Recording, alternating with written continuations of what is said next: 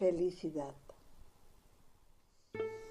Si la buscas, no la encontrarás, porque buscar es la antítesis de la propia felicidad. Mejor sería librarte de ser infeliz.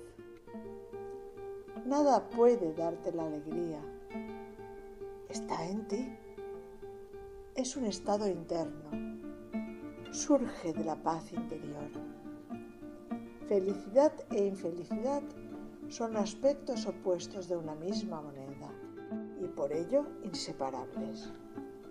Ocurre que al buscar la felicidad hay expectativas y al esperar e imaginar hay frustración, decepción y sufres.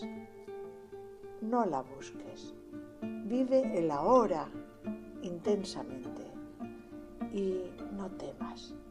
Si no temes, hay amor. Si hay amor, Dios está ahí. Si estás abierto, fluye la energía divina en ti.